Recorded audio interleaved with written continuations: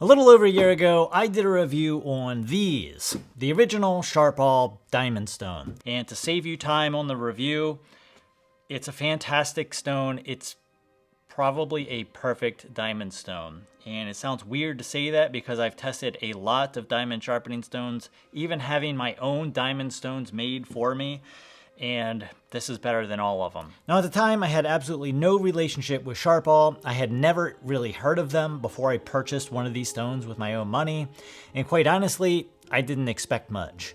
To tell you the truth, I was genuinely expecting this stone to be bad. And I was wrong. Personally, I have never seen a dual-sided plated stone with a coarse side and a fine side that did not have significant grit contamination issues on the fine side. However, I was quite honestly surprised to see that these were in fact quality stones and probably the best value stones on the market, at least up until now. There's a new sheriff in town. You see, a month or so ago, I was sent these things, the new budget Sharpal Diamond Sharpening Stones. Budget Sharpal Diamond Sharpening Stones? Did I say that right? And I was honestly blown away when I was told the price of these. $45. Because I couldn't believe how cheap these were. Now, I will link to these below so you can check accurate price information. I believe the price has changed a couple of times since I received these, but these are insanely cheap for what they are. Now, are these cheaper versions the same quality as the original Sharpal Diamond Sharpening Stone? And with 2 grit options available now, which grit should you get? Now, as a disclaimer, I was sent these to review and I do have a relationship with Sharpal. However, I do pride myself in honest reviews and do my best to physically show you what I'm talking about rather than just sit here and tell you. And I will address a little bit more about this at the end of this video, which I think that you're gonna wanna hear. So right out of the box, these things show 0 grit contamination. The plating and diamond quality is about perfect. Now for those of you who are new, grit contamination is when larger diamond particles contaminate the diamond surface, making the surface not perform to the stated grit.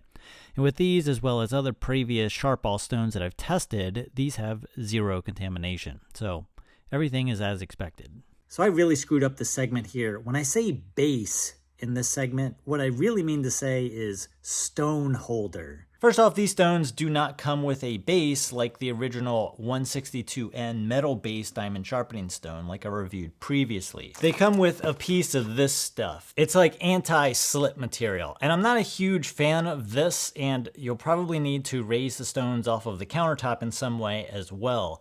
Now, if you already have a base that fits these, then great. If not, a 2x4 and a piece of double stick tape also works. You can definitely jerry-rig some way to hold these in place off the countertop if you don't want to spend the extra, I think, $20 for the base. And personally, I'd recommend buying an actual adjustable sharpening stone base at some point if you're serious about sharpening, or you could just make one at home that fits the exact stones that you're using. And in the meantime, I just use the double stick tape method.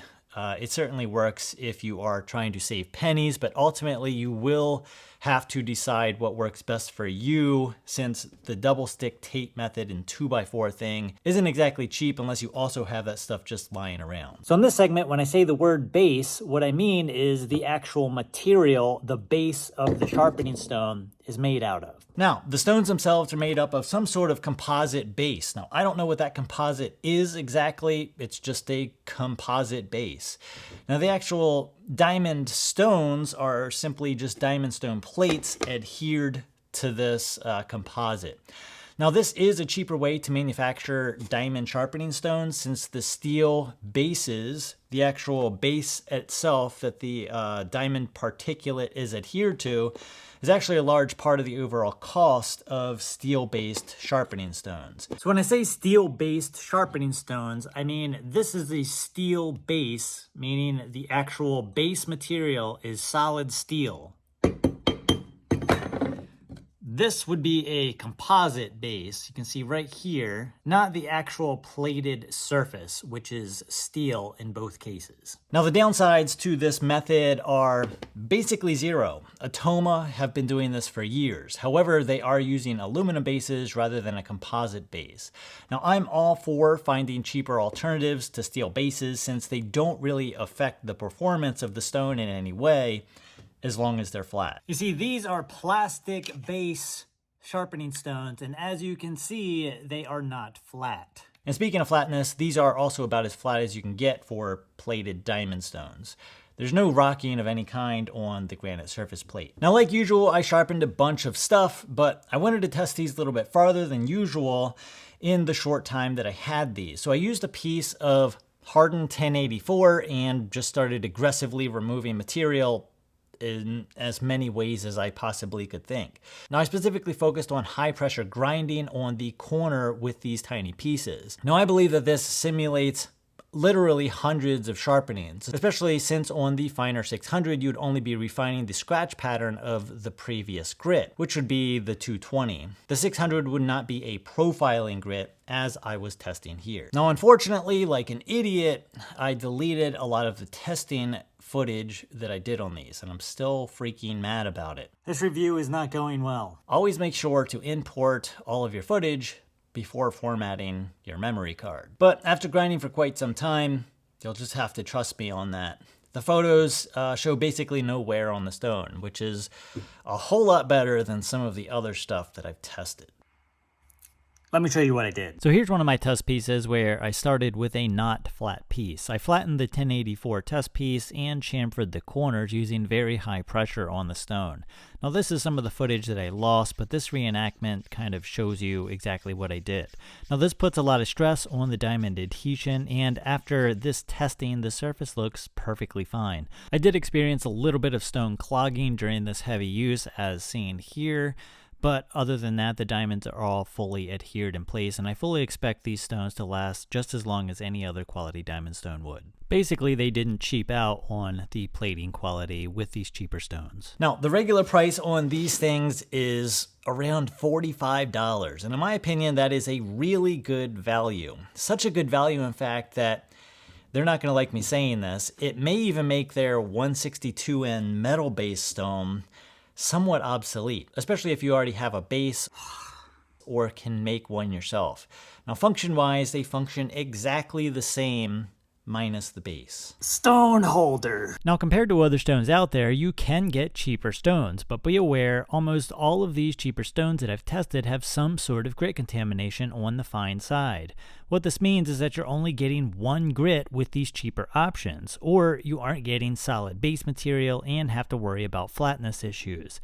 The reason that I say that these are some of the best value stones is because you're getting two separate grits that are completely flat for a little over $20 each, with really good plating quality, and that is really hard to beat. In comparison, the Atoma stones are going to be over double the price for 2 grits. It almost makes me angry, because there's plenty of other stones out there for a whole lot more money that aren't this good. That's not the only thing that's made me angry in this review. Now let's talk about the grits real quick. You have 2 grit options, the 220 600 and the 325 1000. Now which one should you buy? Well, it kind of depends on what you're doing. Personally, for the first time stone buyer, I would probably buy the 220 600. This will do basically everything well. It'll profile fast and leave a fine enough finish for basically everything if combined with an appropriate strop. If, however, you take pretty good care of your knives or you do thinner bevel stuff a lot, like these cheap chef's knives, maybe consider getting the 325 1000, specifically for the 1000 grit. But I will say that they're very close together grit-wise, and either or will work for just about everything. In the end, I think if you do a lot of really messed up edges and profiling work, or mainly just sharpen hard use EDC knives / pocket knives, get the coarser option. For more kitchen knife type stuff, stuff that's a little bit better maintained with thinner bevel geometry, get the finer option. So all in all, I think that this is another great product from Sharpal. And I know what a lot of you guys are thinking. Of course, there's nothing bad about these. Here's the thing, and it's very difficult to find flaws in stuff, especially if the company watches the original video that you did on one of their sharpening stones, takes all of your feedback and incorporates it into one of their new products. So bravo. Thanks for giving us pretty much exactly what we asked for. Less of what we don't need and more of what we do for even less money. I wish more companies would do that.